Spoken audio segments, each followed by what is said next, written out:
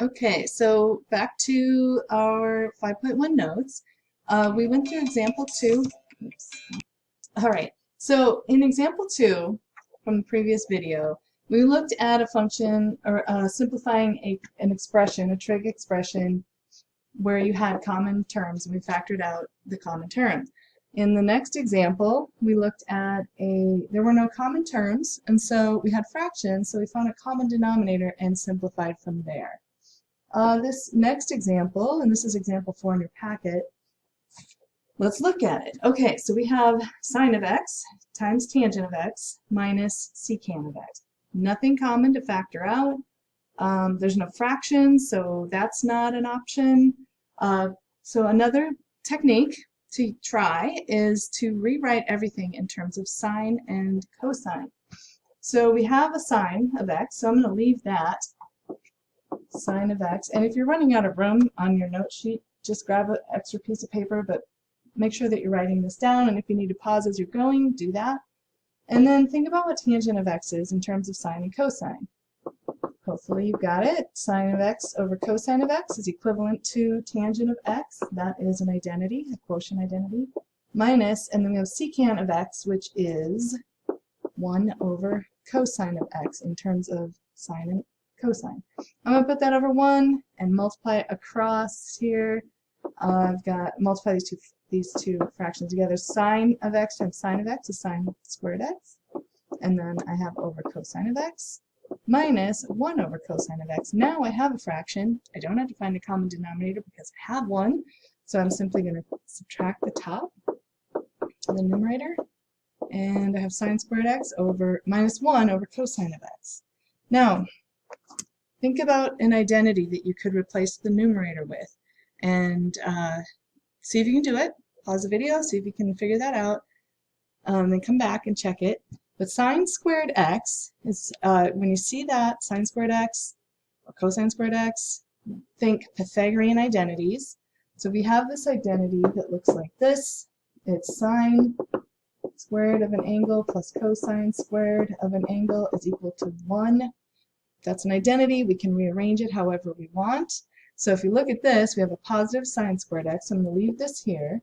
I'm going to subtract my cosine squared x. So I'm going to rearrange this so that one side looks like this numerator. So if I do that, I have on the left sine squared x, this is 0, equals 1 minus cosine squared x. And I want it to be sine squared x minus 1. So if I subtract 1 from both sides, move this over here, subtracting 1 from both sides on the left, I'd have sine squared x minus 1 equals negative cosine squared x. So if sine squared x minus 1 is equal to this, I can substitute that in place of sine squared x minus 1. So I'm going to do that, and I end up with negative cosine squared x over cosine of x. And the rule of the exponent says that if you have the same base to a power, you can subtract the exponents, and you end up with a negative cosine of x to the first. And that is as simple as you're going to get that one. One more thing to be looking for is sometimes you'll be asked to simplify to either 1 or negative 1, and that is going to be dependent on, sorry, we're moving on to example 5. That depends on whether the functions are even or odd. So secant of x, even or odd? That's even, which means I can rewrite this as secant of positive x, because it doesn't matter if I put in a positive or a negative, I get the same output. Those are identities. And cosine of negative x is equal to cosine of positive x because cosine is also even. Secant and cosine are the only even ones. Now, I've got nothing to factor out. I've got no fraction. So think about what you can do. What was the third option I suggested? And that is to rewrite everything in terms of sine and cosine. Secant is 1 over cosine, and if I multiply that by cosine of x, I can put it over 1, and cosine of x over cosine of x, and you multiply across, same thing over the same thing is 1, positive 1. Okay. Let's look at example 6 here, and we have a suggestion here. It says, let's factor these guys. So this is another technique. It's going to seem a little bit overwhelming, like, oh my gosh, there's so many different techniques.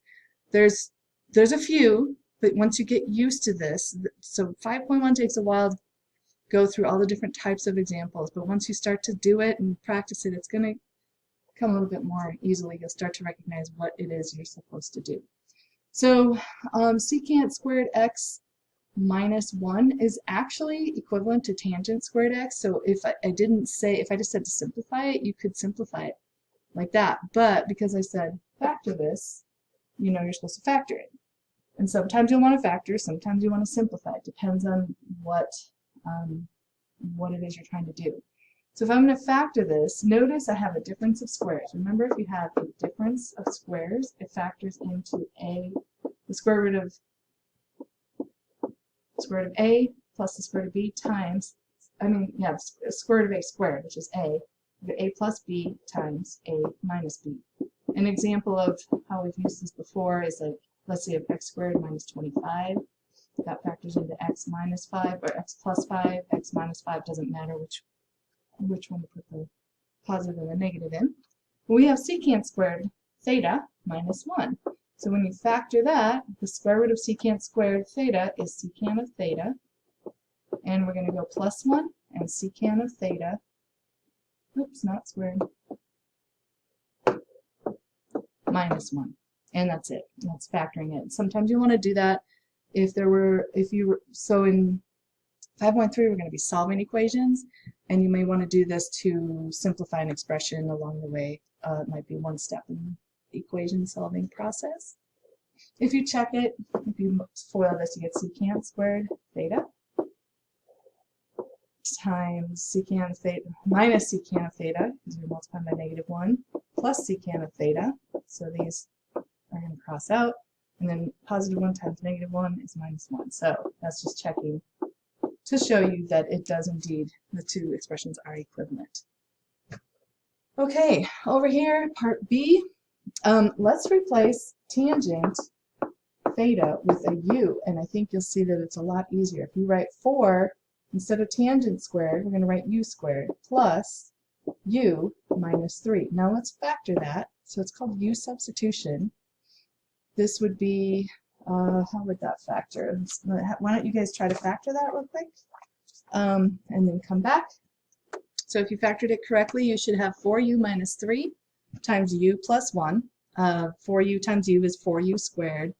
Outside and inside would add to 4u minus 3u is 1u, and then a negative 3 times a positive 1 is minus 3. Now we're going to put this back in for u. So 4 tangent theta minus 3 times tangent theta plus 1. And that is how you factor 6b.